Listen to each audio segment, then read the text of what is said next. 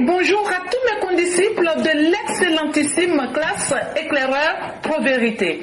Mon éditeur aujourd'hui a pour titre Les turpitudes de Tidjane Thiam. Dans une récente parution du journal Le Monde, Tidjane Thiam, à propos de son inéligibilité, dit ceci, et je cite: « Je ne peux pas rester silencieux devant les dérives qui veulent nous faire revenir au parti unique. Je ne peux pas accepter ça. Je n'abandonnerai pas le combat contre le 4e mandat. » Cette citation de Tidjane Thiam vient mettre à nu un de ses travers. Nous le savions menteur et narcissique, mais voilà qu'il se montre un individu de mauvaise foi. Sous prétexte que lui, le fils de 2 immigrés sénégalais, se dresse contre un 4e mandat, a osé se faire retourner dans sa tombe son soi-disant grand-père en s'alliant à celui qui l'a précipité dans la tombe, en l'humiliant aux yeux du monde entier. Thiam a-t-il oublié l'auteur du slogan « Ou feu voleur » ?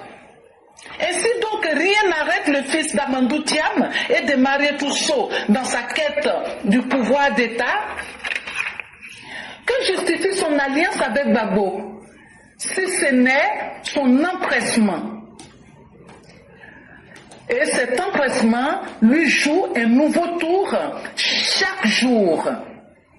Il est déconnecté des réalités socio-culturelles du pays. Et il est allé signer un pacte avec le diable Gbagbo. Que Soumaïla Traoré l'y accompagne en se rêvant Premier ministre ou même vice-président de la République, pourquoi pas? Nous autres sommes en train de rigoler. Pas sous cap, nous rigolons à gorge déployée. Soumaïla Traoré, Premier ministre ou vice-président de Tidjane Thiam, laissez-moi rire. Et pourtant, les gars les ont mis en garde.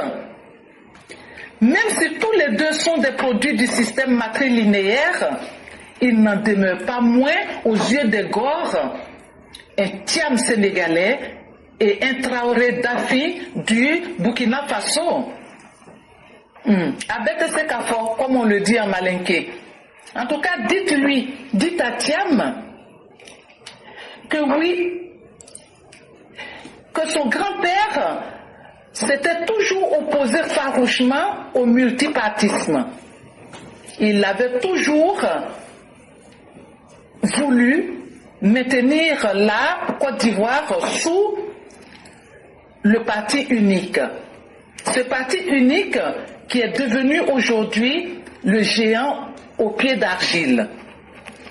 Jamais un président connaîtra sa longévité au poste de président de la République, même s'il était en réalité qu'un monarque, pratiquant aussi le matriarcat qu'il nous a imposé et dont vous êtes aujourd'hui les produits. Vous nous empêchez de dormir tranquille. Ça suffit. Quelle idiotie que celle de Thiam et de son repéro Soumaïla Brendoumi Traoré.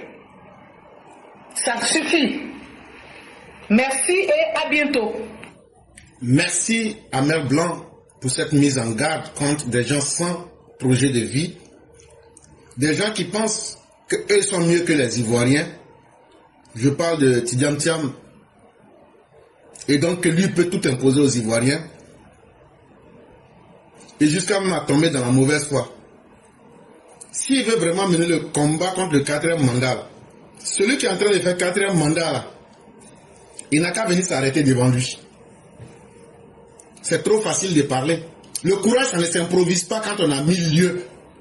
Le courage, c'est quand on est en face de la réalité. Le courage, c'est quand on peut s'assumer.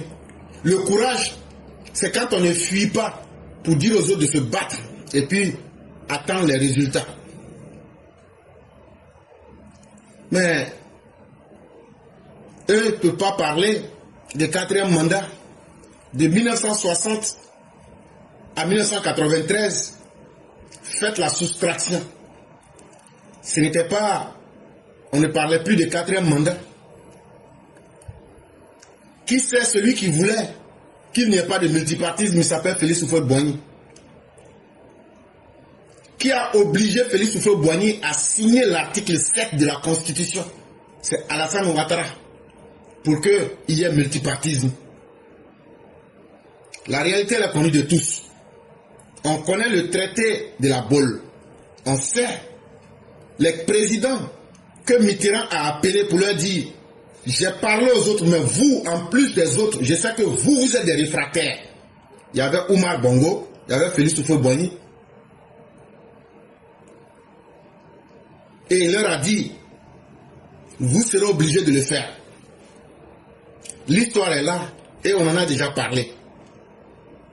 Et ça fait toujours mal quand un individu tombe dans un environnement et ne maîtrise rien. L'individu finit par se perdre lui-même. Et Tidjane Thiam est complètement perdu. Et c'est triste pour lui.